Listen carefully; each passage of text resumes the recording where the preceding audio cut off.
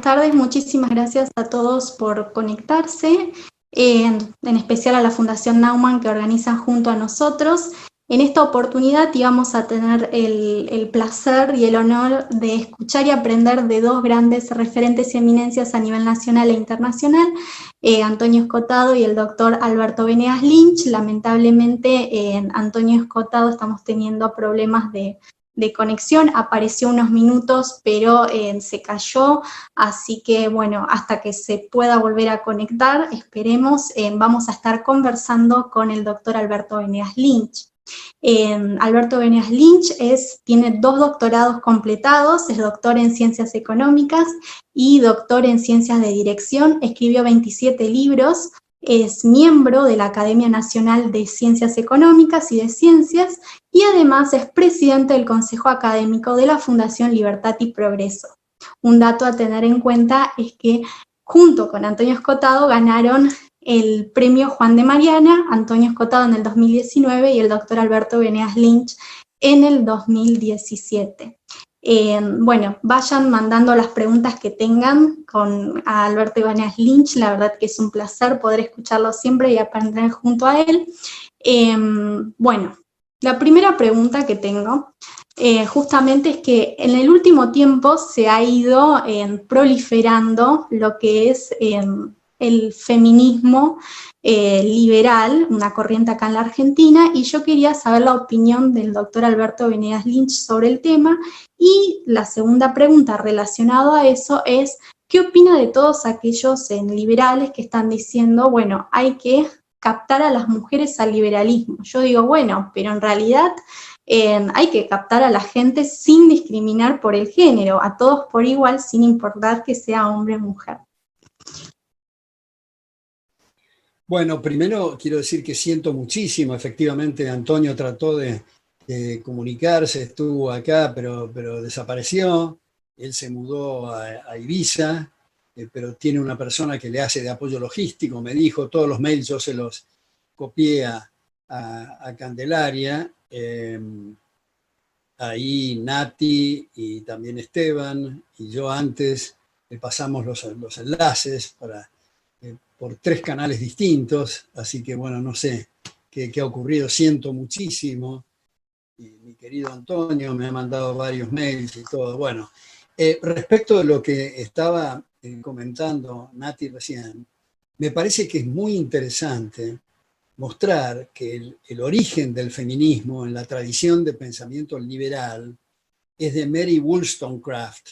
Mary Wollstonecraft escribió un libro que se llama The Vindication of Woman. Ella es la madre de Mary Shelley, la de Frankenstein, la mujer de William Goodwin, el primer anarquista socialista, digamos. Pero ese libro, The Vindication of Woman, es extraordinario y se podría, para ponerlo en una cápsula muy resumida, decir que Mary Wollstonecraft lo que estaba abogando, lo que estaba sugiriendo, lo que estaba insistiendo y machacando en ese libro es que las mujeres tengan los mismos derechos que el hombre. Punto. Esa es en la cápsula. Y esto que parece una cosa sencilla, en algunas épocas los machos trogloditas, digamos, imponían a las mujeres determinadas conductas y les ponían bozales, digamos, para comentar temas o de política o de economía o en los trabajos. Era básicamente considerada por estos machos trogloditas como una cosa, digamos, para las relaciones sexuales y para ocuparse de la cocina y la costura, básicamente, una cosa infame. Y esto que nos parece muy alejado, hay ciertos sedimentos en la actualidad de esos machos trogloditas. Si uno observa y hace un zoom, ya que estamos en Zoom, digamos, hace un zoom en relaciones sociales, cuando mujeres empiezan a exponer temas, hay machos, incluso los maridos de esas mujeres, que se sienten inferiores, acomplejados y que están incómodos cuando hay esas exposiciones, de manera que eso no ha desaparecido. Pero lo que podríamos llamar el feminismo moderno se ha degradado en algo que no tiene nada que ver con el respeto a la mujer, sino yo diría en una falta de respeto fenomenal a la mujer. Por ejemplo, cuando se pretenden establecer cuotas en centros académicos, cuotas en lugares laborables o en centros políticos, que me parece que es una humillación que la mujer entre por una cuota en lugar de por su eficiencia.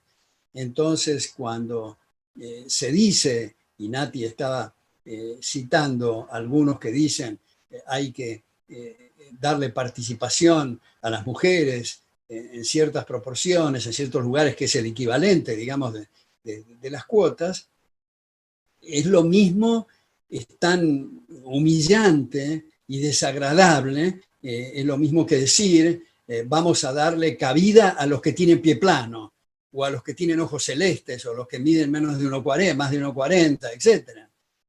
Lo que se necesita en los centros académicos, en la política y en la academia es excelencia, es competencia por puestos laborales independientemente de cuál sea el sexo. Me parece que eso es, como digo, degradar mucho la noción del feminismo, en el cual se ha montado conceptos absurdos como el marxismo, como el abortismo, como en Buenos Aires, digamos, en una de las recientes marchas contra hombres golpeadores, ensuciaron la catedral en una forma bastante procaz, y hubo un grupo de chicos que la estaban limpiando y las mujeres los molieron a palos, y la marcha era contra los golpeadores. Es una cosa bastante paradójica y yo diría digna de Woody Allen. Totalmente de acuerdo.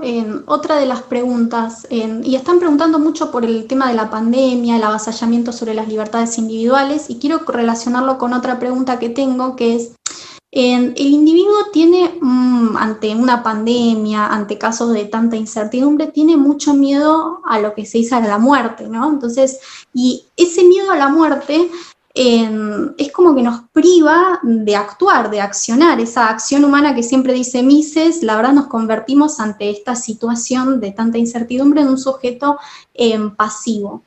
Quiero preguntarle qué opina sobre eso, por qué el individuo tiene esa pasividad, y si se puede revertir, o es algo de la naturaleza y la esencia del ser humano. Bueno, ahí veo que Antonio está por entrar. Tú me estaba concentrando en Antonio. ¿Cuál era el tema que dijiste? Perdón, Nati. Sobre que ante esta pandemia, el avasallamiento sobre las libertades individuales. Sí. Bueno, me parece importantísima esa pregunta, porque yo diría esto, Nati. No sé si estarás de acuerdo, los que nos están oyendo, espero que lo discutan y lo podamos ver desde distintos ángulos. Yo creo que cuando se trata de una pandemia, hay dos instancias. Primera, cuando aparece la vacuna.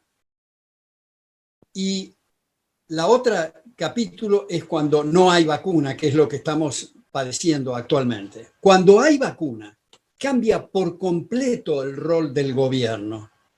Porque la gente que está preocupada, como vos decías, Nati, con la muerte, con la enfermedad, que es natural, y cree que hay riesgos en lugares bailables, en centros comerciales, en medios de transporte, en lo que fuera, lugares de trabajo, pide el certificado de la vacuna.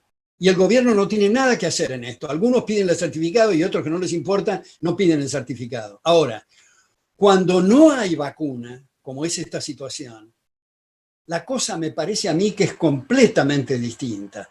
Porque ¿cuál es la función del gobierno en esta instancia del proceso de evolución cultural? no sabemos el día de mañana, hay debates muy interesantes en otros carriles sobre el monopolio de la fuerza, que como siempre estamos discutiendo las mismas cosas, no tenemos tiempo de elaborar sobre esos otros debates, solamente con estudiantes muy aventajados en grupos muy reducidos. Pero cierro esta digresión para decir, la función del gobierno es proteger derechos. Y cuando hay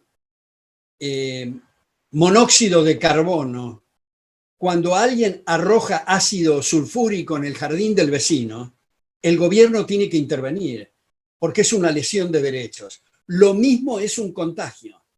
Ahora, viene la gran pregunta, ¿cómo diablos se hace para que el gobierno proteja de los contagios? Bueno, la verdad es que hay un enorme signo de interrogación en el mundo, en Alemania, en Taiwán, en Corea del Sur, en países civilizados y no civilizados. Lo que creo es que nosotros los economistas o los politicólogos tenemos en ese sentido muy poco que decir porque no sabemos nada. Ni siquiera los infectólogos y los médicos saben. Están más o menos a los manotazos. Por supuesto que yo creo que hay que poner la confianza en médicos que merezcan confianza, porque no todos los médicos merecen confianza, pero hay muchos en la Argentina, hay muchos en el mundo. Yo pongo el ejemplo, por ejemplo, este doctor en medicina, Anthony Fauci, que es el médico del gobierno estadounidense, que se pelea permanentemente con este personaje tan peculiar que es el morador de la Casa Blanca, y a cada rato le discute, pero lo que dice Fauci, lo que dicen muchos médicos en la Argentina, el último que lo ha dicho es el doctor Eduardo López, que es médico del hospital Gutiérrez, que hay que federalizar, que hay que descentralizar, que no se puede poner todo en la misma bolsa, todos los países, ni siquiera las mismas regiones del país.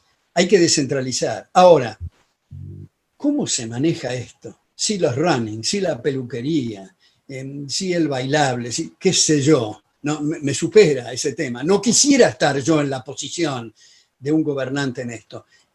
Pongo un ejemplo de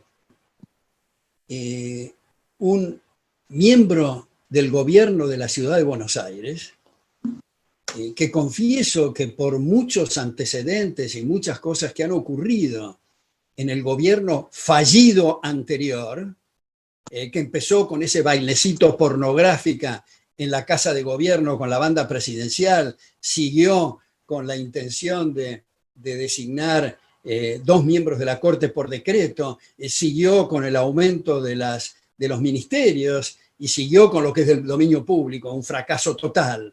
De manera que no tengo simpatía a esos que han actuado en la primera fila, aunque tengo esperanzas que otros que no han actuado en la primera fila y forman parte de la oposición cambien su discurso, como de hecho lo han cambiado, especialmente diría yo en el interbloque radical, que tengo la esperanza que se acerquen al mejor político de la historia de la Argentina, que es Leandro Alem, un admirador de Jefferson, y que insistía, y su frase más conocida es: el mejor gobierno es el que menos gobierna. Bueno, habiendo hecho esta digresión, digo que el ministro de Salud de la ciudad de Buenos Aires, Fernán Quirós, me da pena.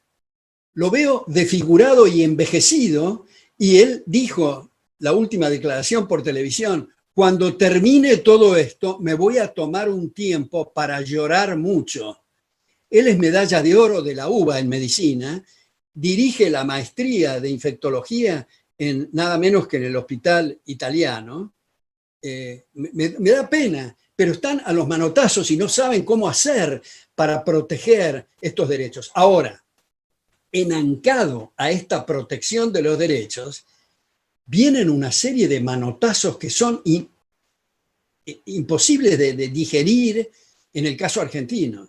Por ejemplo, esta modificación de la justicia, esta modificación de la justicia, entre comillas, que es para apañar la impunidad y para una autoamnistía, los precios máximos al alcohol en gel a los barbijos, a los medicamentos, emprenderlas contra comerciantes. Eso sí, tenemos que salir con toda la fuerza a cruzarlos. Ahora, hago otro pequeño paréntesis para decir que Antonio sigue ahí luchando. No sé si los técnicos de acá, no sé si Conrado Echevarne está o Esteban, si le pueden dar una mano, pero veo que ahí dice Antonio y me gustaría que haya señales de vida y que aparezca. Pero en fin, esa es mi respuesta, Nati. Bueno, mientras esperamos que se solucione, por favor, lo de Antonio, seguimos con las preguntas. ¿Qué opinas sobre, ahora metiéndonos ya, que nos metimos un poco en la política, qué opinas sobre una alianza para el 2023 electoral con diferentes personas que sean orientadas hacia el promercado y no necesariamente que sean liberales, pueden incluir también a conservadores? ¿Es posible ello? ¿Cuál es su opinión? Bueno, primero, Nati, me parece que sería interesante decir qué queremos manifestar cuando hablamos de conservadores. Yo creo que también aquí hay dos capítulos. Uno, los que quieren conservar la vida, la propiedad y la libertad.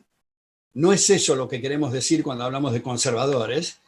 Los que quieren conservar la vida, la libertad y la propiedad, esa triada sagrada y excelente, son liberales. Cuando decimos conservadores, queremos decir aquellos que están enredados en telarañas mentales y no pueden salir del statu quo. Todo lo nuevo les desespera, además de que creen en la alianza del poder político con la religión o las iglesias, creen en el proteccionismo, son cuasi socialistas, algunos semifascistas. Eso es lo que Hayek quería decir en el postscriptum de Constitution of Liberty, los fundamentos de la libertad, cuando hablaba de por qué no soy conservador. Ahora, tengo muchos buenos amigos y colegas que creen que es bueno hacer una alianza, como recién decías, Nati, para las próximas elecciones legislativas. Yo personalmente creo, a lo mejor exagero cuál es la situación del momento, pero veo que se está cayendo la estantería. Estamos en una situación gravísima, sin perjuicio de lo que decíamos, Nati, antes de entrar al aire, de los elementos para ser tan optimista, especialmente de gente joven, en distintas fundaciones, empezando por Libertad y Progreso, pero muchas otras, en Corrientes, en Tucumán, en Santa Fe, en Mendoza, en Córdoba, en fin, que están dando peleas extraordinarias en la batalla cultural. Pero creo que es tan grave la situación que yo no haría ningún movimiento para fraccionar o debilitar en lo más mínimo esta oposición que milagrosamente tenemos del 41% y con peso en ambas cámaras, más en diputados que en senadores. Me parece que habría que tratar de acercarse a ellos para tratar de marcar la agenda, correr el eje para que se acerquen lo más posible, como digo, el interbloque radical a ese extraordinario personaje, Leandro Alem, que el radicalismo se desfiguró a partir de la declaración de Avellaneda de 1945. Es de esperar que retomen sus fuentes. Seguramente no podrán usar el lenguaje que vos, Nati, y yo utilizaríamos porque es tan atrasada la batalla cultural que el político no puede utilizar un lenguaje que la gente no tiene la menor idea de qué es lo que se le está hablando. Habitualmente pongo el ejemplo del individuo que está hablando sueco con una audiencia hispanoparlante. El primer principio para poder comunicarse en sueco es que la audiencia hispanoparlante entienda sueco. Si no entiende sueco, mira para otro lado y no entiende lo que está diciendo. Estamos muy atrasados, por ejemplo, lo que decíamos recién, del control de precios. Hace 4.000 años que venimos de fracaso en fracaso con el control de precios y todavía seguimos con esta cuestión. Es una cosa increíble. Entonces, a mí me parece que habría que fortalecer esta oposición que milagrosamente se constituyó. Ahora, ¿cuál es mi interpretación? ¿Por qué la gente votó y apareció esta oposición? Yo creo que la enorme mayoría no fue para apoyar la gestión fracasada de la gestión anterior. Fue un grito desesperado para tratar de conservar principios fundamentales como la libertad de prensa y lo que queda en pie de la justicia. Eso es lo que creo que debe ser la interpretación de esa oposición, y espero que los que estén en las bancas ahora y los que estén en el futuro sepan interpretar esto y no estemos con la cantinela desgraciada del populismo, porque no hay margen para estatismo. Estamos en un estado elefantiásico con impuestos insoportables, una deuda externa colosal, déficits increíbles, y no le echemos la culpa a la pandemia a esto. Es el gasto público fenomenal que ha venido aumentando en los últimos 70 años, pero especialmente en los últimos 15 o 20 años, un desmadre general de esto, ¿no? Entonces, mi opinión con respecto a los amigos bien intencionados y colegas que quieren hacer esto, yo diría que no lo hagan en esta instancia, lo cual no quiere decir en ninguna instancia que se haga. Yo personalmente, a mí me convenció Ezequiel Gallo, mi querido Ezequiel Gallo, en una reunión, una vez que le preguntaron qué opinaba de la constitución de un partido liberal. Ezequiel dijo: yo creo que nunca habría que establecer un partido liberal, porque empiezan las confusiones como en Colombia o en nuestra provincia de Corrientes. Decime, ¿vos sos liberal del liberalismo o liberal del Partido Liberal? Y empezamos ya con las confusiones. El espíritu liberal debería de estar en una república en todos los partidos. Ahora, de todas formas, cualquiera sea el nombre, otro partido se podrá constituir cuando la situación sea otra, tenemos otro oxígeno. Yo veo una cosa muy al borde del abismo, lo que está hoy ocurriendo, que no podemos dar el margen, y desde luego alguien podrá decir: no, nuestra idea no es fraccionar ni debilitar, pero si se está en campaña, alguien tiene que criticar a lo que existe para poder formar ese partido, si no, ¿para qué diablo forma otro partido? Y no sé, haría al que... No sé si querés que sigamos hablando, Nati, para no hacer un silencio acá. Justamente, Antonio, no le vamos a preguntar sobre qué opina él, pero sobre la legalización de las drogas. Él escribió un libro sobre la historia general de las drogas y es un tema bastante controversial. Quería saber su opinión porque hay, digamos, liberales a favor, hay liberales en contra. Dicen, bueno, la legalizamos, pero en realidad va a generar una mayor dependencia, un mayor incentivo a consumirlo. Y hay liberales que dicen, no, en realidad si nosotros vemos las evidencias a lo largo del mundo, la experiencia en Uruguay, es que efectivamente cuando se la legalizó se bajó su consumo. ¿Cuál es su opinión? Bueno, yo creo que, dicho sea de paso, la mejor experiencia es la de Portugal, pero yo escribí un libro. Es muy importante la opinión de Antonio acá, que yo me he inspirado en él. Yo escribí un libro que se llama La tragedia de la drogadicción, una propuesta con prólogo de Carlos Alberto Montaner, donde sugiero la inmediata legalización de todas las drogas.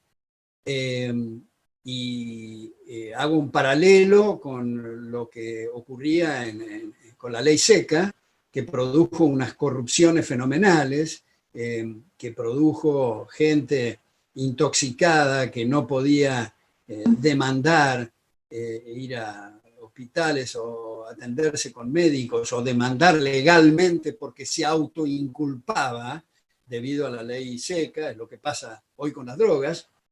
Y respecto a los estímulos, no puede haber un estímulo mayor. Por ejemplo, hoy en la zona de Bronx, en Estados Unidos, le pagan a chicos $15,000 semanales para colocar en colegios y en bailables, debido a los márgenes operativos fenomenales que hay como consecuencia de la prohibición. Milton Friedman ha sido, yo creo, la punta de lanza para explicar esto. Bueno, Milton Friedman empieza diciendo que es una estupidez hablar de la guerra contra las drogas, porque la guerra es contra las personas, no es contra la aspirina o contra no tiene sentido hablar contra las drogas. Yo abro mi libro con un acápite de un sacerdote que habla de la gran hipocresía de este tema de la prohibición de las drogas. Yo creo que como ha puesto de manifiesto Mario Vargas Llosa, ha puesto de manifiesto expresidentes que han peleado directamente el tema de la droga, como Vicente Fox en México, como Fernando Enrique Cardoso en Brasil, como Oscar Gavidia en Colombia, que los tres sugieren liberar las drogas. Incluso el ex secretario general de las Naciones Unidas, Javier Pérez de Cuéllar, sostiene que hay que liberarlas antes que las drogas terminen con la democracia. Yo creo que esto que estamos hablando ahora, Nati, con ustedes, si hay algún político, generalmente hay que tener mucho cuidado de lo que se dice, porque es muy probable que esté metido de una u otra manera, porque son temas de jueces, temas de policía, tema de la DEA. Hace poco una camioneta de la DEA en Salta chocó y salieron un montón de paquetes con drogas de la misma camioneta que estaba haciendo contrabando en esto. A mí me parece que si queremos proteger la salud de la gente, es muy importante eliminar este enorme aliciente que es los márgenes operativos, que incluso dan pie para las drogas sintéticas, que son mucho más devastadoras para el cerebro que las naturales, como consecuencia de esos márgenes operativos. Ahora, me parece en este punto muy importante, yo aprovecho para decir, ahí me parece que están entrando. Sí, bueno, tenemos ahora señal de vida. Sí, pero yo ahora no sí me consta que vives. Sí. Ya, estoy encantado de confirmarlo, querido. Ahora. Bueno. Ahora. ¿Se oye bien? Ahora, Nati tiene una pregunta para ti que me la hicieron a mí y no me corresponde. Me parece que es para ti la pregunta. Sí, usted te escribió. Muchísimas gracias por aceptar la invitación, la verdad es que es un honor, Antonio. Usted escribió 2 libros sobre la historia general de las drogas. Yo quiero saber cuál es su opinión sobre la legalización de las drogas, cuál es mirando la experiencia a nivel mundial, y qué opina de aquellos que dicen, bueno, pero si legalizamos la droga, en realidad lo que va a pasar es que va a incrementar el consumo, va a haber más gente dependiente. ¿Qué opina? Esa pregunta es terriblemente ignorante.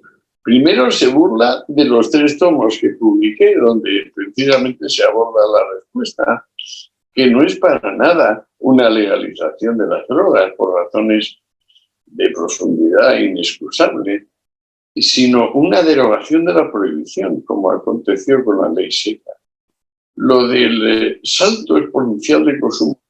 Recuerden que la heroína fue de venta libre, sin receta, en todas las farmacias del planeta más de 30 años. Y no había yonkis, no había alarma social, no había abuso de la heroína. El primer abusador de la heroína aparece en los años 50 y es William Burroughs, que luego se hizo muy famoso como beatnik y creador de una nueva forma de escribir en prosa, a mi modo de ver un disparate y un rollo, pero en fin, ese es el primer yonki. Durante 30 años antes, la heroína se vendió sin receta, con la falsa promoción de que no adiccionaba y quitaba a los hábitos de opio y morfina. Y nunca, nadie, jamás, ella, que esté conocido. ¿Basta mi respuesta? ¿Basta mi respuesta? Sí, muchísimas gracias. Lo presentamos porque no tuvimos la oportunidad. Antonio Escotado es jurista, filósofo, sociólogo de mayor peso de España. Uno de sus mayores libros de difusión es Los enemigos del comercio, en 3 tomos. Así que bueno, Alberto Venegas Lynch tuvo quería hacer un pequeño resumen de ese libro, y así comenzamos a introducir lo que es la conversación entre estos 2 grandes referentes. Bueno, no, yo solamente comentaba que igual que decimos habitualmente que es importante que los liberales tengan ese extraordinario tratado de economía de Mises, que lleva el título muy atractivo de Acción Humana, para mostrar que esto no se corta en tajos, que abarca todo tipo de conductas. Del mismo modo, creo que para adentrarse en conceptos históricos y análisis filosóficos de gran calibre, me parece que estos 3 tomos de Los enemigos del comercio deberían de estar en estas bibliotecas. Ahora, me gustaría, porque no quiero hablar yo demasiado, porque hace 40 minutos que yo estaba hablando para hacer tiempo para que entrara Antonio, así que me gustaría aprovecharlo, Antonio, en esta pregunta. Últimamente, un alumno me dijo ayer o antes de ayer que Antonio había escrito algo, no sé si esto es correcto, pero en fin, que había escrito algo sobre sus pronósticos o su visión de China. Entonces, mi pregunta que yo quisiera hacerle a Antonio es esta.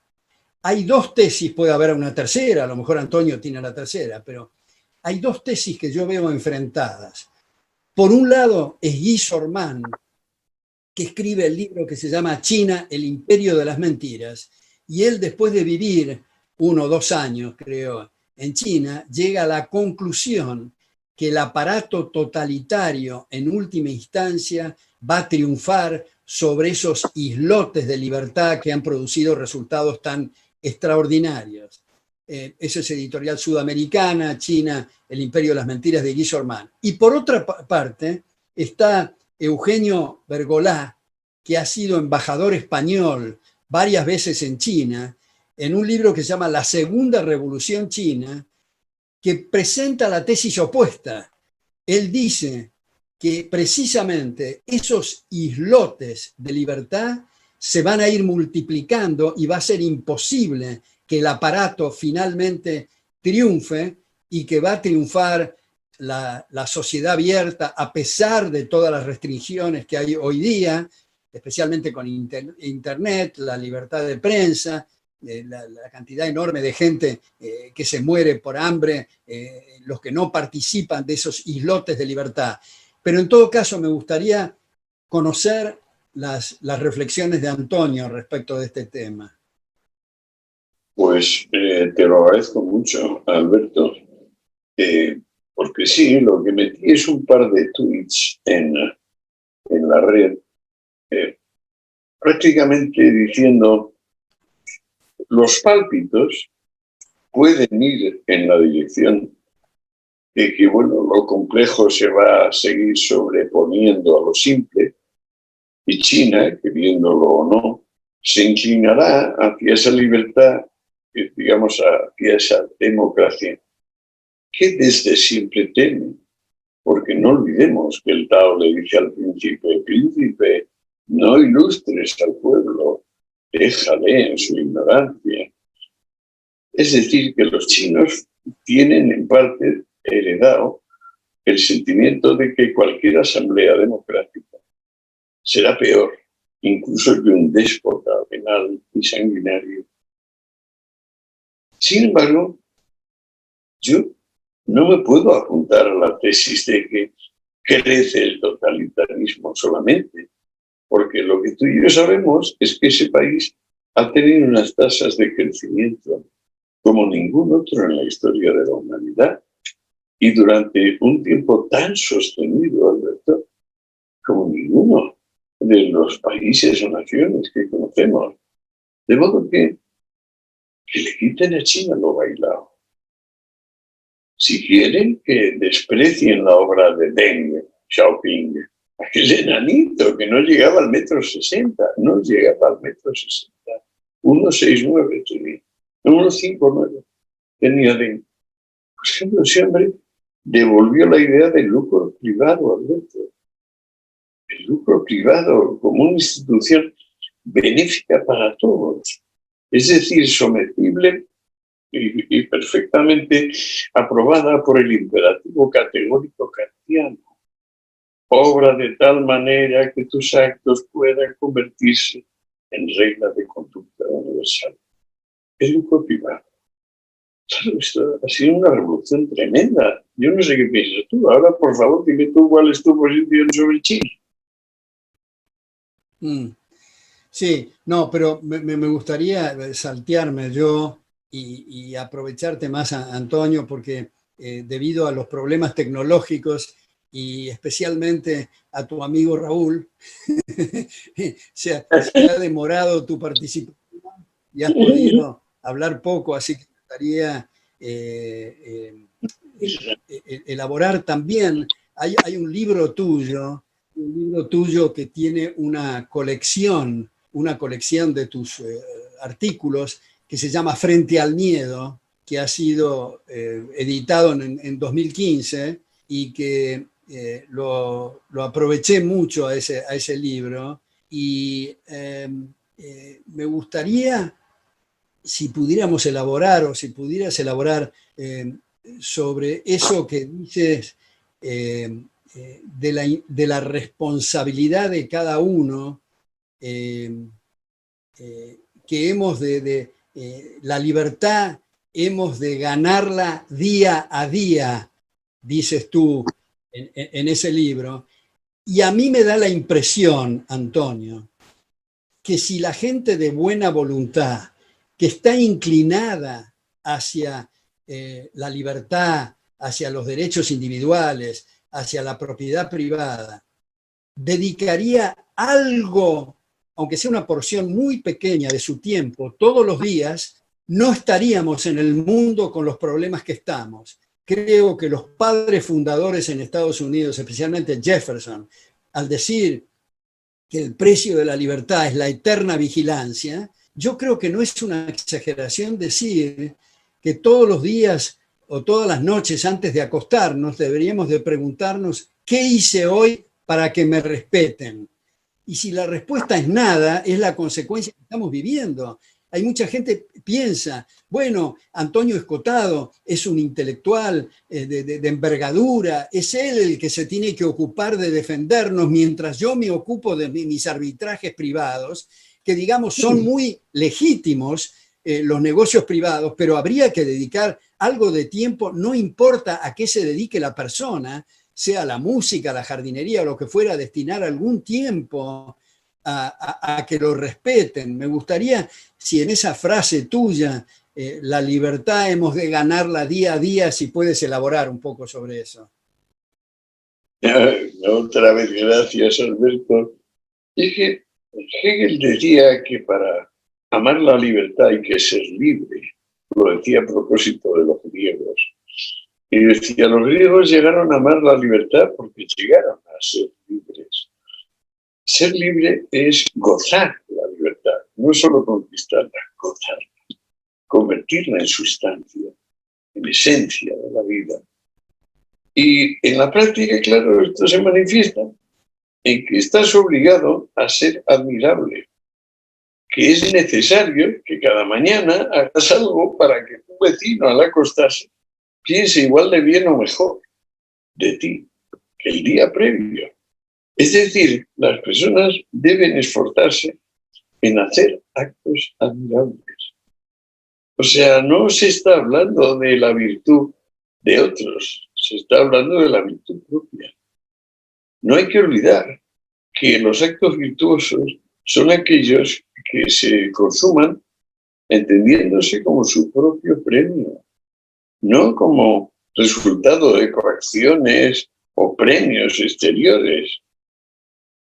Aristóteles dedica toda una gran parte de la ética a Nicómaco y también de las otras éticas a eso, a mostrar hasta qué punto esto es completamente práctico y concreto. Por ejemplo, el hombre debe ser liberal con su dinero, pero no pródigo. Y mucho peor, por supuesto, tacaño, roñoso.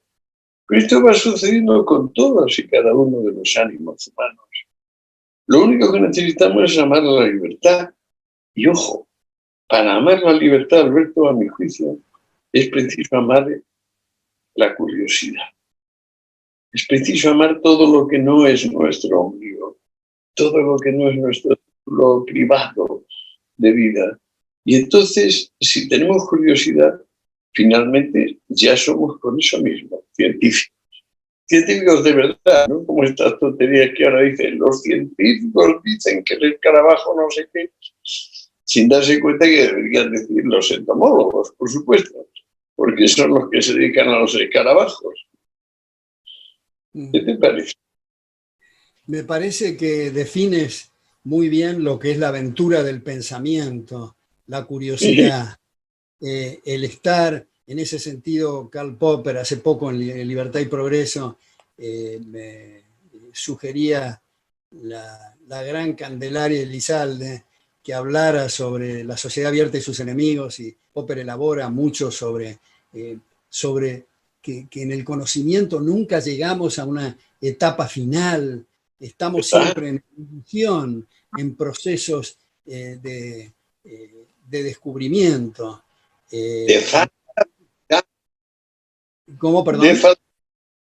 De falsa habilidad, como decía Popper. Estamos siempre dentro de falsa habilidad. Sigue, por favor. Claro. Por eso, para seguir con Popper, cuando él explica que el conocimiento es una serie sucesiva de corroboraciones provisorias, subrayo lo de provisorias, abiertas a refutaciones. Y en ese sentido, la curiosidad a escarbar, te quiero contar algo que me ha ocurrido en estos días, a propósito del descubrimiento. Estoy preparando una columna en eso, y es de un personaje que me ha resultado especialmente atractivo, que es Lafayette.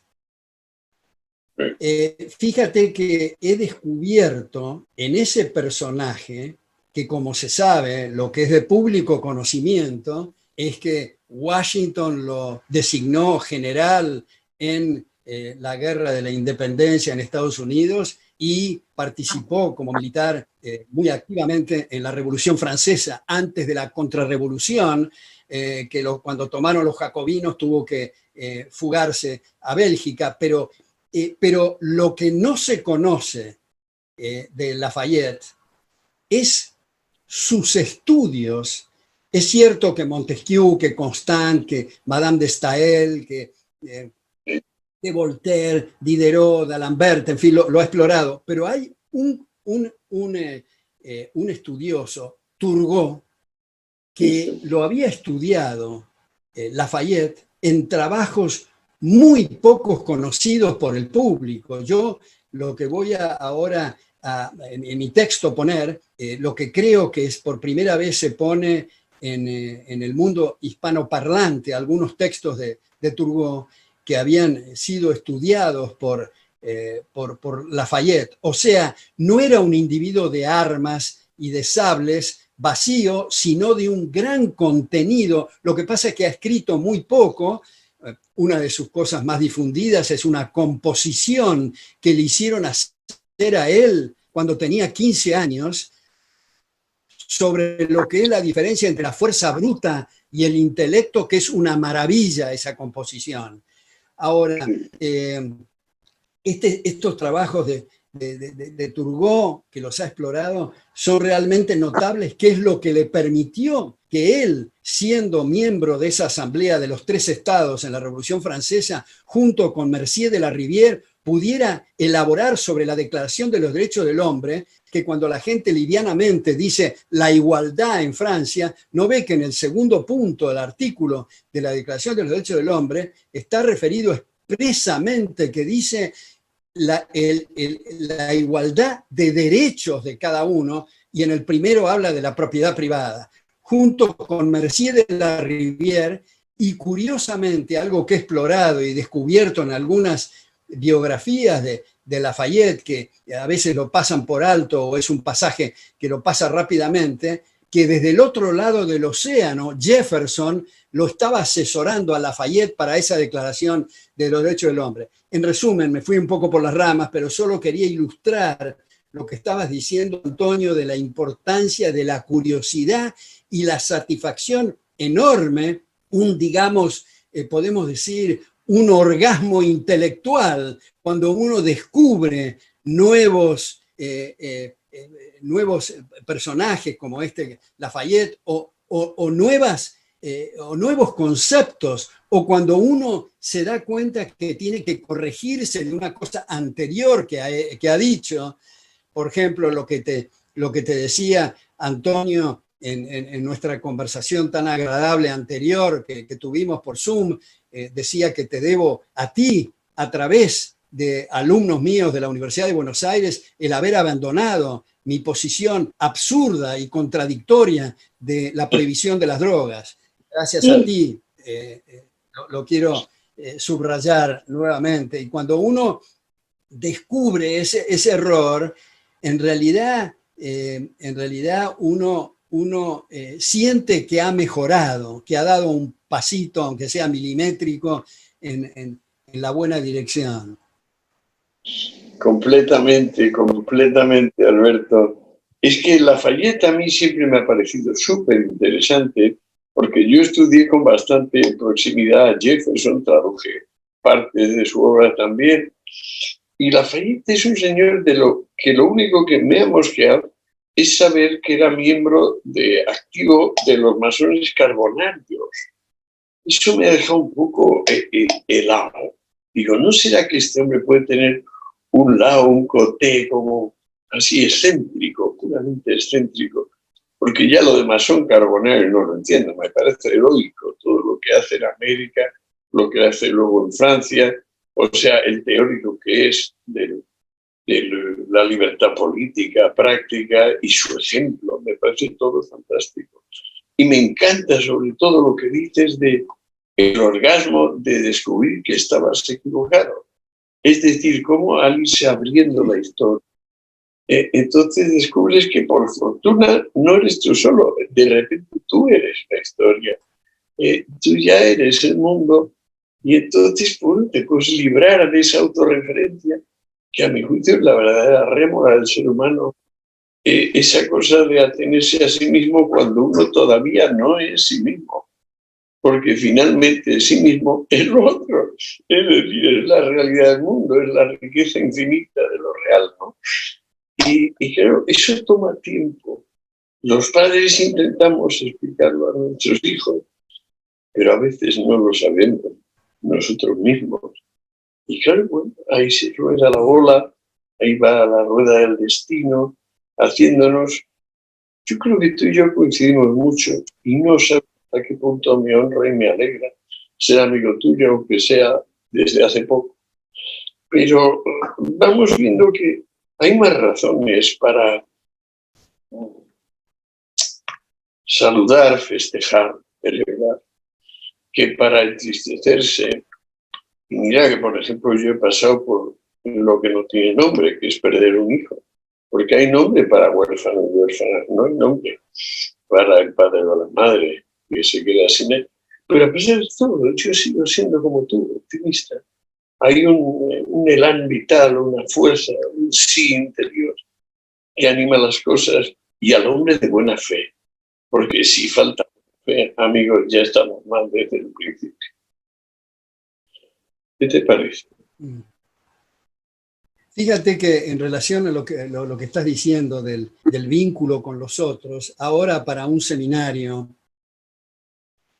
que yo sugerí que copiáramos, ya que estamos en la pandemia, el sistema del Liberty Fund, pero como no lo podemos hacer presencial, hacerlo por Zoom, y en lugar de hacerlo 15 personas, hacerlo 8, y se lo sugerí al rector de la Universidad del SEMA, y lo bauticé como el Foro de la Libertad, y vamos a tener un primer encuentro ahora próximamente. Y uno de los temas que yo sugerí que se discutiera ahí es este paper de Hayek, que fue una conferencia del año 45 en Dublin, que se llama Individualismo verdadero y falso,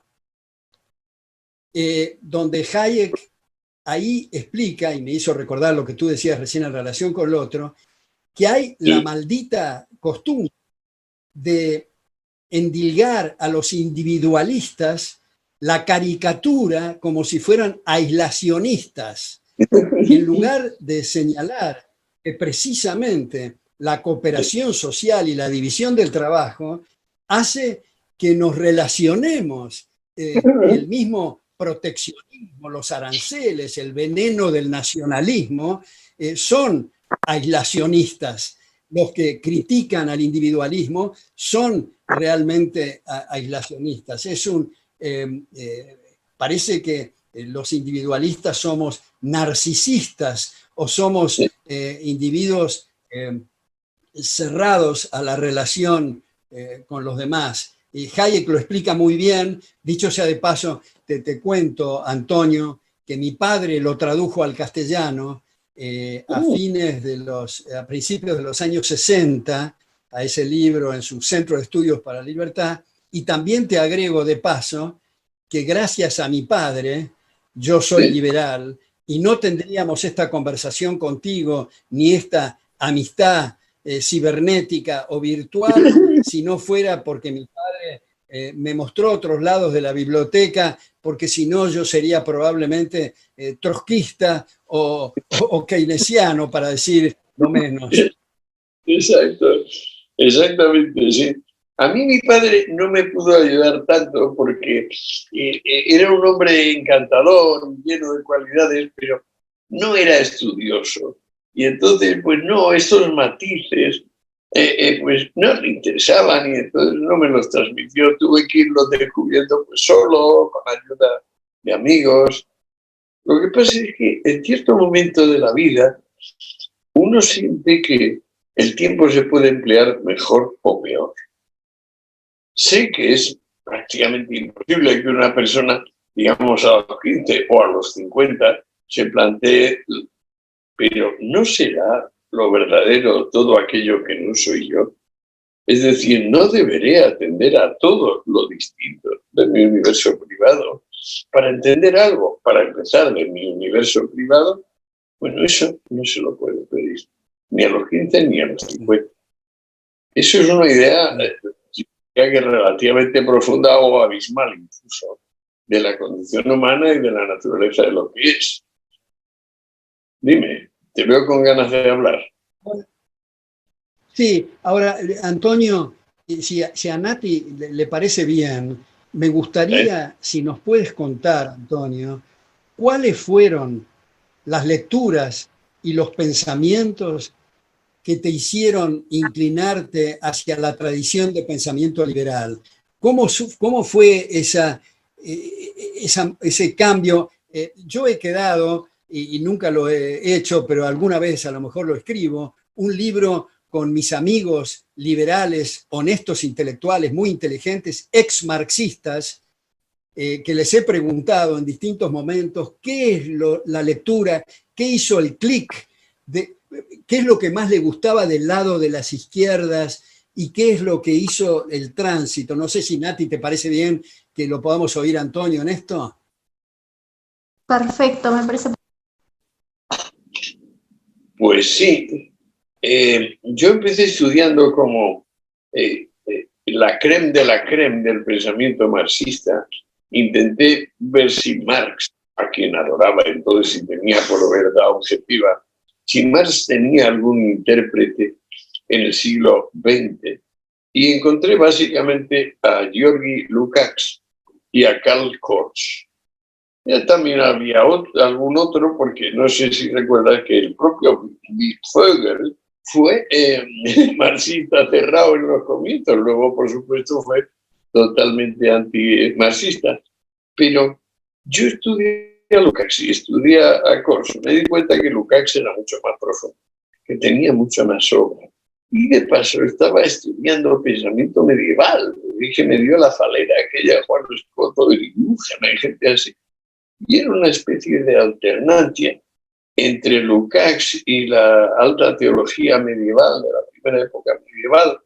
Y claro, acabé comprendiendo todo como si pusiesen las palabras con mayúscula. O sea, el proletario era proletario con P mayúscula. La conciencia de clase era conciencia y clase con mayúscula. O sea, era como una explicación que se basaba en aumentar todo y sustancializar todo. Y, sin embargo, reducirlo a la cuestión de todo es una parte de la humanidad explotada que se va a liberar y que al liberarse va a derramar manantiales de bondades y de opulencia por toda la superficie de la tierra. ¿Quién me sacó de esto? Pues yo diría que empezó a sacarme de esto Schumpeter, con el capitalismo, socialismo y democracia. Y luego ya empecé a deleitarme a fondo con él y ya a leerlo todo. Quedé alucinado con la teoría del desarrollo económico, que creo que es del año 13, que es un librito así, pero que es magistral. Porque por primera vez dice, mire señora, aquí había un anillo producción-consumo, ¿no? Y el régimen general era la escasez. Bien, aquí ahora montamos una espiral llamada desarrollo y entonces va a haber ciclos, va a haber altas y bajas, pero vamos para arriba en todo caso. Y entonces eso es la teoría del desarrollo, si no me equivoco, de Schumpeter. Y luego me he leído de los ciclos y sobre todo la historia del análisis. La historia del análisis económico es lo que yo intenté hacer con los enemigos del comercio, pero aplicado concretamente a la idea de que la propiedad es robot y el comercio es su instrumento. Y me quedé contento, claro, porque siguiendo eso, sin soltar eso, ir viendo fenómeno a fenómeno de los que iban aconteciendo, incluido Lafayette, por ejemplo, era una maravilla, ¿no? Pues todo un poco casaba, ¿no? Y aún ahora, a mi juicio, sigue haciéndolo. Ya tengo un libro que va a salir dentro de unos días, pero lo tengo impreso desde abril. Alberto, se llama Hitos del Sentido. Que me temo que es una mezcla... ¿Cómo, perdón? Hitos del Sentido. Hitos, con H. Y a su título dice Notas sobre la Grecia arcaica y clásica. Pero ya lo verás cuando lo veas. Habla mucho de Grecia arcaica y clásica, pero en realidad 2/3 son de otra cosa, que es una mezcla como de José final del anciano y como nunca. Ya veremos. Perdón que te interrumpa, Antonio. Esa lectura tuya de Schumpeter, Capitalismo, Democracia, Socialismo, ¿en qué año lo abordaste a ese libro? ¿En qué año estamos hablando? Muy bien preguntado, es que es totalmente pertinente. Muy tarde, yo diría que bien entraron los años 90, digamos 92, 93. Es cuando yo recuerdo que he ojeado Capitalismo, Socialismo, Democracia, pero que no me lo he leído porque no lo entendía. Porque yo estaba en la posición, digamos, Juan Escoto y Dibujana mezclado con Lukács, esa especie de cóctel enloquecido, donde permanecí años poniéndole mayúsculas a las palabras.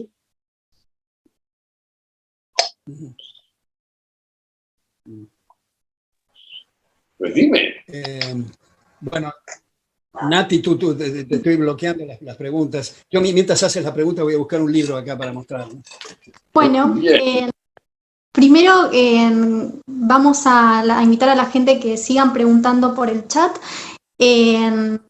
La primera pregunta es sobre el aborto. ¿Qué opinas sobre la legalización del aborto en la Argentina? Es un tema bastante delicado, polémico, que siempre está en boca de todos y está en agenda, y queríamos saber su opinión.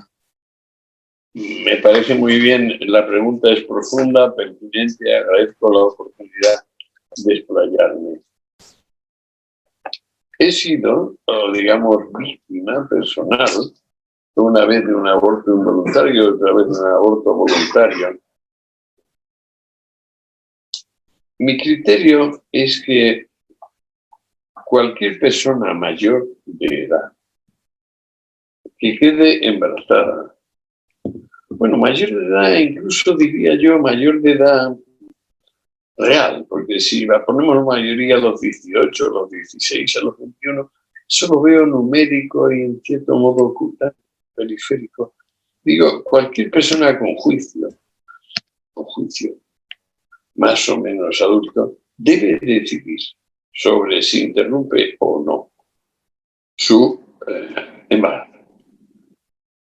Creo que el tema no es si el derecho pertenece a la mujer, sino, uno, si la sociedad tiene derecho a castigar a la mujer que aborta. Dos, si la mujer que aborta tiene derecho a pedir asistencia gratuita para ello, en cualquier caso, o solo en casos particulares. Vamos a lo primero. ¿Tiene derecho la sociedad a castigar la interrupción del embarazo? Aristóteles calculaba en 7 semanas la formación de algo parecido a un ser humano. Y Aristóteles, como sabes, era fisiólogo, es decir, era un hombre con profundo conocimiento de anatomía, había hecho disección, sabía de lo que hablaba. Pues entonces habla de 5 semanas y dice que a partir de 5 semanas lo que la mujer lleva dentro es un ser humano. Luego en romano se llamará nasciturus. Y entonces ya, por una parte, es suyo, pero otra parte es un ser humano y está sometido a las mismas normas que regulan la vida de otros seres humanos. No le hace falta haber nacido para ser humano. De modo que si tiene la pregunta primera, si tiene la sociedad civil derecho a castigar a la ciudadana que interrumpa su embarazo, bueno, la respuesta es sencilla. La ciudadana que interrumpa su embarazo después de X tiempo, y entonces fíjese en semanas o en días, a partir de ese momento no tiene otro derecho más que abortar alegando violación, error grave e injustificable, cualquier cosa que no sea mi santa voluntad. Ahí no vale el me da la gana. Intento contestar la pregunta 1. Vamos a la 2. Si es que no tienes tú que decir algo de ahora que pase a la 2. No, vale. ¿Cuál era la 2?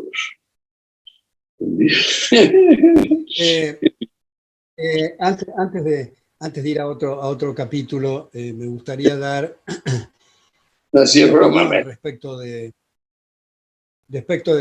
aborto. De la primera. Yo no creo que esto es una cuestión que dependa de la instancia del embarazo. Yo creo, y en realidad lo que me estoy respaldando, es en lo que dice la ciencia. Por ejemplo, la Academia Nacional de Medicina en la Argentina. Desde el momento de la concepción hay un ser humano en acto con la carga genética completa, distinta del padre y de la madre. Me parece a mí que resulta una arbitrariedad el sostener que 5 minutos antes del alumbramiento hay una cosa distinta a 5 minutos después.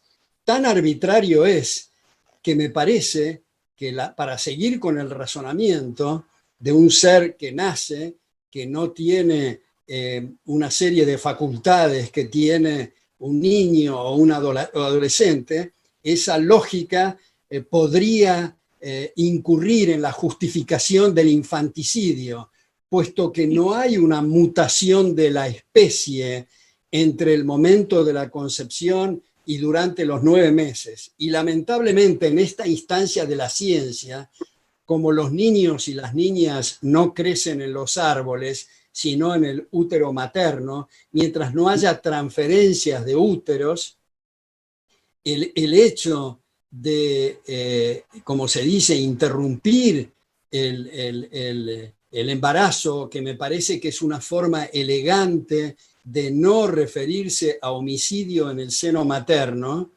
Sí. Me parece que es cierto, absolutamente cierto, que la madre es dueña de su cuerpo, pero no es dueña del cuerpo de otro. Y como digo, la carga genética está completa desde el momento de la concepción. Ahora, no podemos jugar nosotros a ser juristas ni ser jueces de cuál debe ser la reprimenda, si debe ser un tirón de orejas o debe ser la cárcel o cuál es la reprimenda. Ese va para otro capítulo. El hecho es que muchas veces se dice, bueno, pero alguien que rompe una semilla no está destruyendo un árbol. En realidad el que rompe una semilla está destruyendo algo del reino vegetal, y el que destruye un niño o una persona en el vientre materno está destruyendo una persona de la naturaleza humana que está en potencia de ser niño, adolescente, viejo, anciano, lo que fuera. Todos nosotros, los que estamos hablando acá, estamos en potencia de muchísimas cosas, pero somos seres humanos en acto.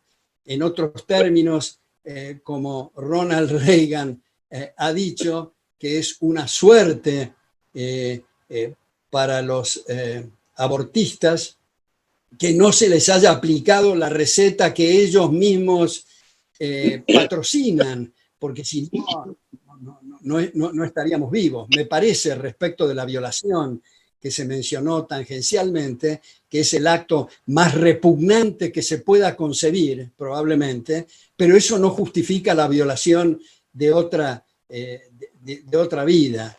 En ese sentido, el que ha comenzado con estas investigaciones genéticas ha sido Lejeune, Jérôme Lejeune en la Sorbona, pero yo tomo esta declaración última ahora de la Academia Nacional de Medicina Argentina, pero ha habido muchas declaraciones en ese sentido de médicos. A mí me parece uno de los espectáculos más tristes, como dice Ron Paul, el ex candidato a presidente 3 veces en Estados Unidos, probablemente no haya en la historia de la humanidad, subrayo, en la historia de la humanidad, un político de la envergadura de Ron Paul, su último libro que ha escrito hace poco, que se llama Liberty Defined, donde está dedicado a Mises, a Hayek, a Rothbard, a Sennholz y a Leonard Read, mis 5 profesores de quien recibí clases presenciales, y es por orden alfabético, son 50 temas. El primero, por orden alfabético, es Abortion, donde él dice que le llama mucho la atención la gente que se opone a la pena de muerte para criminales y la quiere aplicar para inocentes. Julián Marías ha hecho un paralelo con respecto al aborto, diciendo que él le llama el síndrome Polonio, y hace un paralelo con Hamlet, donde se mata a una persona con una espada a través de una cortina sin ni siquiera mirarle la cara, diciendo que es un acto de una cobardía. Yo en un grupo de estudiantes una vez en la universidad les pasé un film que se llama The Silent Scream, el grito silencioso, donde se muestra las primeras instancias de ese ser humano. Reconozco que yo me salí del aula porque no puedo ver eso, pero lo quería mostrar y exhibir para ver, me parece algo que en el mundo libre está ocurriendo, y a mí personalmente es algo que me parece un bochorno. Pero no para cambiar de tema, sino para seguir con lo que estábamos hablando antes, y que no aparezca que soy un vendedor ambulante, pero quiero para la audiencia mostrar estos libros que quiero mostrar, porque este es el primer tomo de Los enemigos del comercio. Acá está el otro tomo, el tercer tomo, y este es el segundo tomo. Vean ustedes, es una cosa de una sabiduría notable el pasar por todas las instancias de la humanidad de mi amigo Antonio, que tal vez no tengamos coincidencia, tal vez digo, con respecto al mal llamado, me parece a mí, aborto, pero lo interesante, además, perdón, ¿sí? Sí, quiero volver, porque sí, me has hecho cambiar de idea ahora mismo acerca de la justificación del aborto por violación. Me has hecho cambiar de idea, ni más ni menos. Estoy todavía digiriendo el cambio. Tienes razón. Lo de Aristóteles de tantas semanas esperando la formación del homúnculo es una trivialidad. Tú tienes razón. Lo que pasa es que esto me cambia mucho los esquemas y ahora a nivel inmediato me quedo un poco desnudo. Lo que te pregunto es, ¿y en caso de malformación genética, es justificable el aborto? Bueno, yo te contestaría esto, querido Antonio, que por lo que me acabas de decir recién, demuestras una emocionante honestidad intelectual, porque muy poca gente es capaz de dar así la razón o de cambiar, en fin. Yo creo, Antonio, que si uno justifica por malformaciones el matar a un chico, uno para ser consistente debería también matar a inválidos y matar a gente que ha tenido accidentes o que ha nacido y ha desarrollado por su cuestión genética de tener distintas malformaciones de distinta naturaleza. Por otra parte, y esto a lo mejor me salgo un poco del tema, pero hay un grupo de gente donde analiza el comportamiento de chicos Down y que muestran, porque el punto este de que todos somos ignorantes, solo que en temas distintos, me parece importante subrayarlo en las distintas capacidades de la gente, ¿no? No, pero en este grupo... Perdóname, yo me refiero a estos casos con dos cabezas, por ejemplo, o con cabezas unidas, o con un corazón el uno y un riñón el otro. Es decir, que hablamos de matar a ese ser, pero yo creo que ese ser vivo estaría deseando matarse. O sea, yo tomo mi propio ejemplo. Ahora ya estoy en una época de decadencia física, no intelectual. Tengo como una especie de furor contemplativo que me hace seguir siendo dichoso. Pero si a mí me condenasen a seguir aguantando mis achaques a medida que progresen, estarían haciéndome un daño incalculable, como esas personas que teóricamente se han muerto, pero los mantienen vegetativos. Yo acabo de llevarme un disgusto de caballo con mi amigo Luis Eduardo Aute, un amigo íntimo, que lo han tenido viviendo en vegetativo 3 o 4 años. Yo creo que en el fondo ahora el aborto nos va a llevar al tema de la eutanasia, fíjate lo que te digo, que es un temazo enorme. Me parece que viene alguien. Sí. Pasa. ¿Quién es? Sí, yo. ¡Ay! Es mi esposa, Alberto. Es mi esposa. Fíjate qué casualidad. Bueno, así es la vida. Estoy en Ibiza y viene mi esposa, que está viviendo también, pues bueno, en Madrid, pero bueno, esto es una casualidad asombrosa. ¿Sí? Estamos, no, míralo aquí abajo, vea. Aquí, estamos aquí. ¿Quién es? Bueno, yo he hablado con Alberto alguna vez por Zoom. ¿Estás por Zoom? Sí, estoy con Zoom. Vale. Ahora, espéranos un rato, espéranos un rato, siéntate, ponte cómoda, o en la cama. Seguimos. Oye, si tú la llamas a tu mujer, yo la llamo a la mía, porque si no voy a estar en desventaja. Bueno, no, pero te quería decir esto, Antonio. Yo creo que tú tocas otro tema, que es el tema de la eutanasia, y yo diría el tema lindante del suicidio, que me parece que es de una naturaleza completamente distinta. Acá yo sé, que presento otro tema muy controvertido, pero hay un sacerdote que se llama Domingo Basso, que escribió un libro que se llama Nacer y morir con dignidad, donde pone como ejemplo el suicidio de 2 monjas que se suicidaron en Italia antes de ser violadas por soldados fascistas.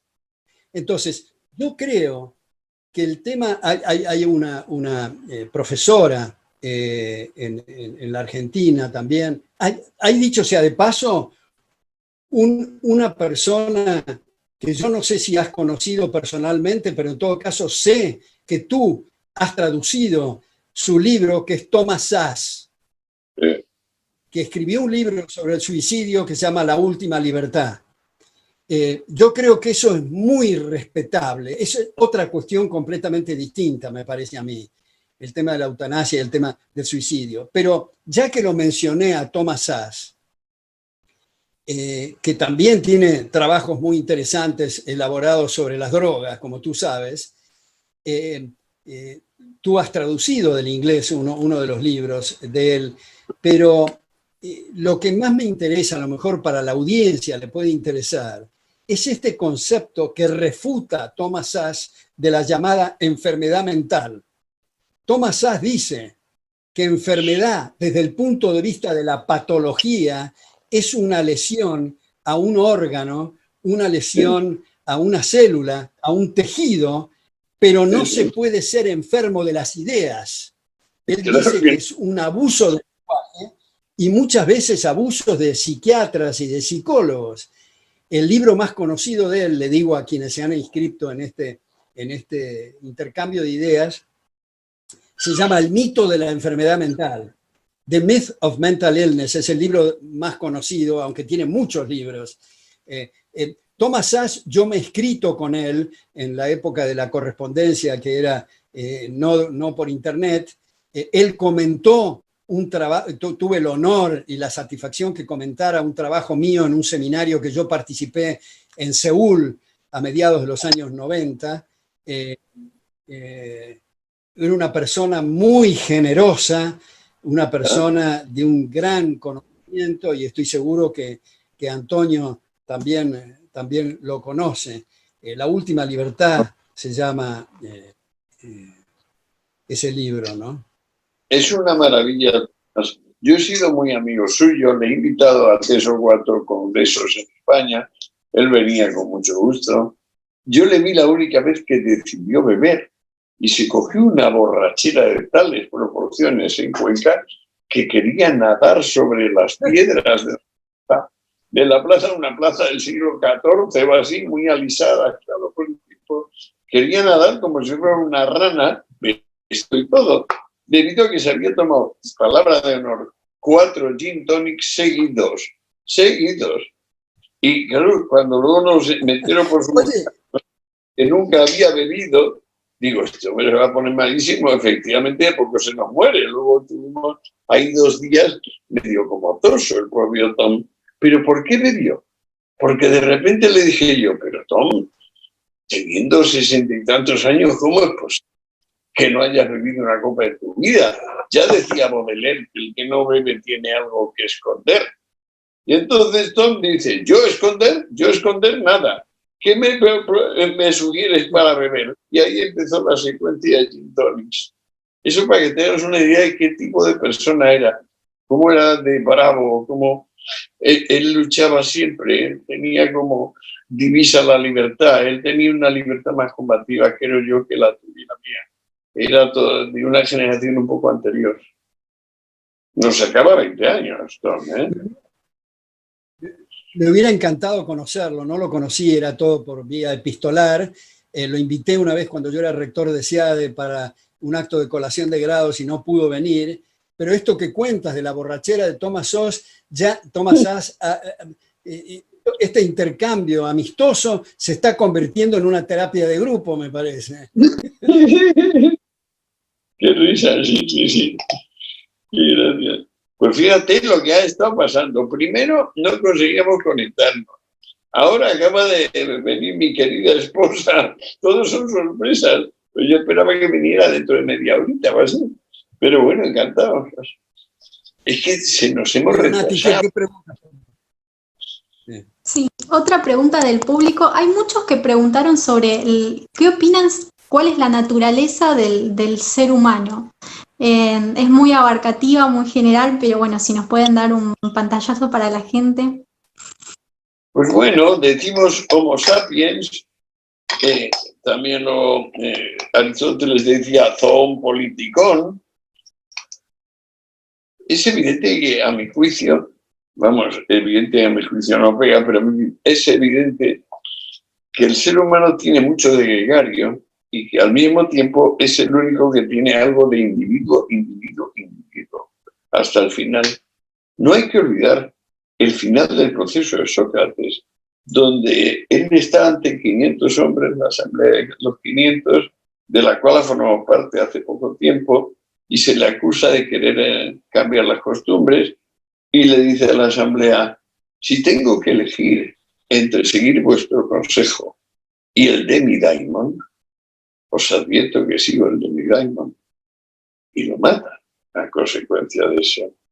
¿Eso qué quiere decir? Que dentro de un grupo gregario por naturaleza emerge un individuo con suficientes, digamos, testículos para decirle a la autoridad, porque esa es la autoridad, los 500, esa es la tradición. Lo siento, no pienso contradecir mi idea del bien. A mí el alma me dicta que es lo bueno, que es lo bello, que es lo justo. Respeto vuestra autoridad y aquí me quedo hasta que me matéis o me maten. Pero eso no quiere decir que en última instancia mi alma, mi fuero interno, no sea aquello que decir. Le matan. Luego se arrepienten de matarlo. Persiguen a los acusadores particulares, pero también un poco porque Atenas es desvergonzada. Deberían autoacusarse los 500 que le condenaron. Pero, ¿qué acaba saliendo de todo ello? Pues que seguimos hablando de Sócrates, que ese coraje ante la asamblea sigue siendo absolutamente actual, que el hombre necesita enfrentarse una y otra vez, como solo ante el peligro Gary Cooper, y necesita una y otra vez enfrentarse a ¿qué hago? ¿Sigo los castigos, los premios que me ofrecen o sigo lo que me dicta la conciencia? Claro, hay mucho tío que su conciencia lo que le dicta, por ejemplo, es lo que le dicta a Abraham de degollar a su hijo para probar que con eso es fiel a Dios. No, no me refiero a ese tipo de conciencia. Una conciencia crítica, una conciencia analítica, que en todo momento recuerde que somos falibles, que bien podemos decir tonterías y estar muy condicionados por nuestras emociones, nuestros intereses, conciencia crítica. Y eso, el primero que la tuvo a mi juicio fue Sócrates. Y la tuvo en ese momento, donde se le decía, bueno, eligen de la vida a la muerte, y el otro dice, bueno, sí, seguir viviendo significa hacer algo contrario a mi fuero interno. Pues miren, no. Y eso divide las aguas de la humanidad. Eso es 300, 400 años antes de Jesús. 400 años antes. Que también es medio un chivo expiatorio y también desafía a la autoridad, ¿no? Esto es muy actual, mi juicio. ¿He contestado a tu pregunta? Yo creo que me parece que es interesante agregar a lo que dice Antonio, que ese juicio a Sócrates, que lo condenaron a beber cicuta, es un precedente de lo que hoy llamamos equivocadamente democracia, que es la degradación del concepto de democracia, limitándolo solamente a la voluntad de las mayorías, que era la preocupación en Law, Legislation and Liberty de Hayek, de esta voluntad ilimitada. Yo creo que es interesante que trabajemos juntos en imaginar otros límites al poder que los que están en vigencia, puesto que tenemos un sistema en gran parte del llamado mundo libre, de esa democracia ilimitada, donde el concepto de los derechos individuales, la dignidad del ser humano, está sujeta a las voluntades de las mayorías, y los legisladores están convencidos que cualquier cosa, en cualquier sentido que legislen, tiene que ser cumplido a rajatabla por los súbditos. Yo creo que los esfuerzos, tanto en el legislativo, el judicial, el ejecutivo, para pensar e imaginar nuevas vallas y nuevos límites, se hace imperioso, puesto que veamos lo que está ocurriendo en Europa, lo que está ocurriendo en Estados Unidos, para no decir nada en algunos países de América Latina. Tenemos que imaginar esos nuevos límites y abrir debates en esa dirección. Hayek, en el tercer tomo de Law, Legislation and Liberty, ha sugerido algunos límites y algunas características para las cámaras, pero se me hace que eso no es suficiente. Debemos agregar al Poder Judicial y al Poder Ejecutivo para terminar con este sistema que se parece más bien a una ruleta rusa o a un sistema que podríamos denominar, creo que la última vez que conversamos, Antonio, te ponía como ejemplo a este constitucionalista argentino, Juan González Calderón, que sostenía que los demócratas de los números ni siquiera de números entienden, porque se basan en dos ecuaciones falsas, que es 50% más 1% igual al 100%, 50% menos 1% igual al 0%.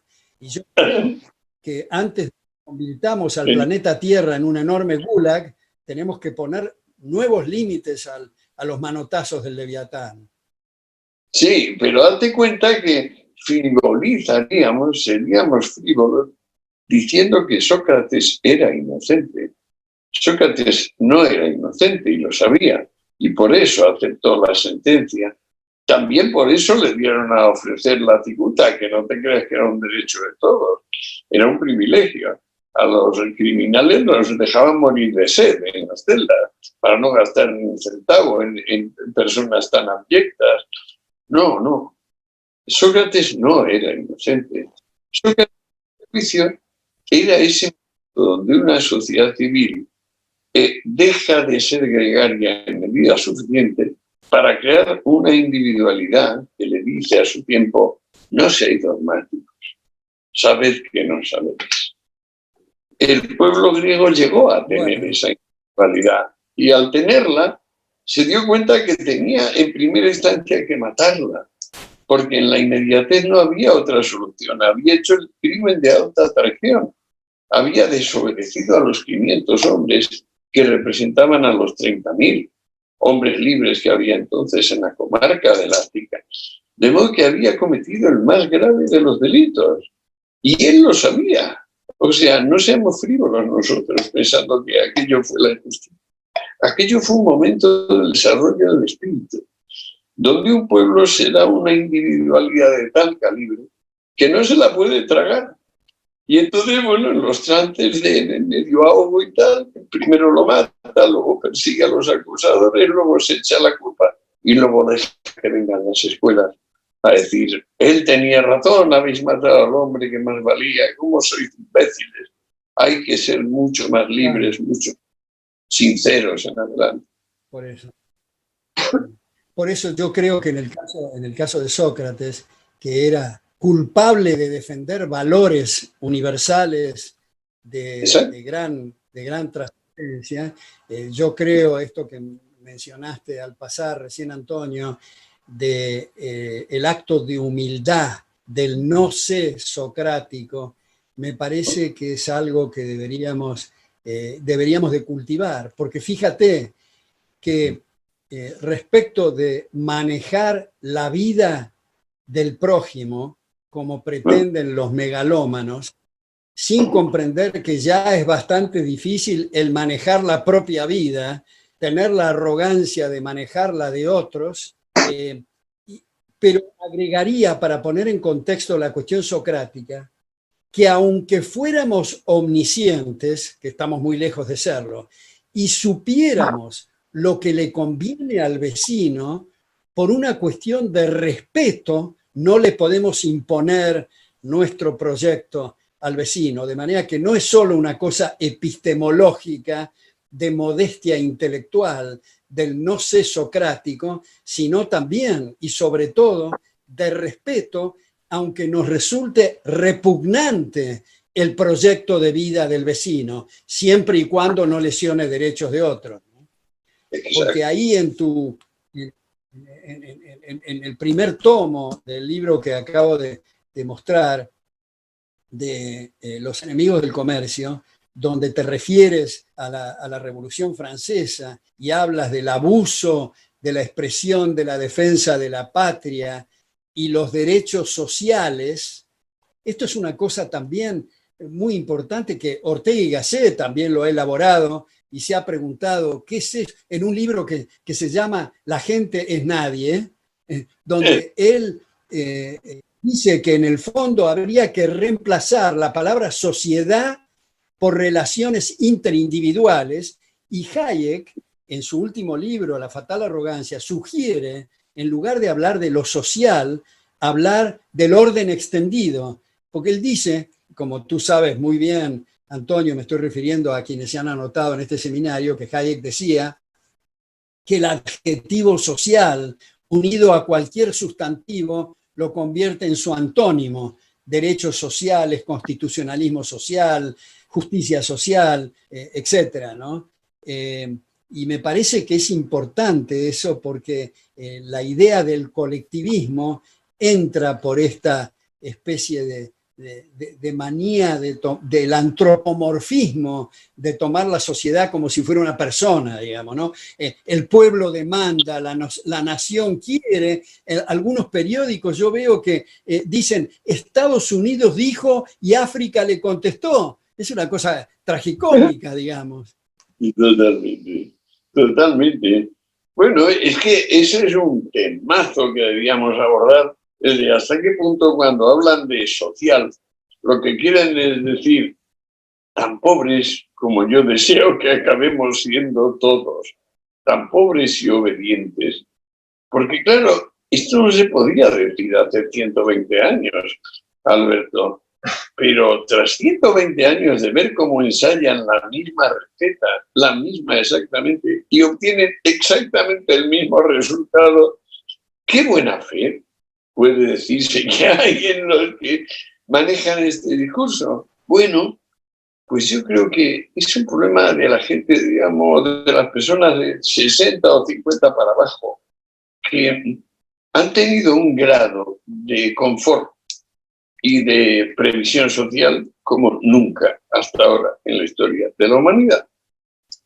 Y entonces, pues bueno, de alguna manera se han debilitado. O sea, les ha entrado lo que se llamaría la molicie del amo. Y entonces, pues, de repente, pues se han quedado atrofiados, un poco como en las condiciones de ingravidez se quedan los músculos, dicen, de los seres humanos, y que eso ocasiona un deterioro orgánico rapidísimo, el no pesar, porque el pesar es lo que nos equilibra. Y el pesar era para toda mi generación, la tuya y las anteriores, pues querer salir del nido cuanto antes, buscarse la vida, independizarse. Uno tenía un entusiasmo en descubrirse, en aventurarse. Yo creo que este ánimo, esta fibra, es lo que ahora se echa en falta y se experimenta como una especie de infelicidad amortiguada. El no desear los deseos, que decía en una de las críticas Arduino, que ya es fuerte, lo de no desear los deseos. ¿A ti qué te parece?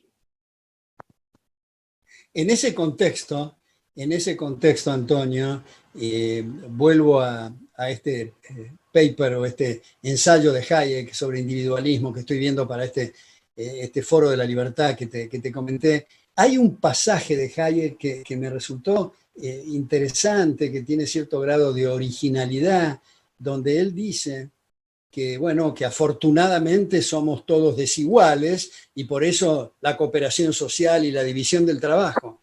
Pero si fuéramos iguales, habría que tratar de forma desigual a la gente, porque si todos quieren ser médicos, si no hay ingenieros, si todos les gusta la misma mujer, habría que coordinar.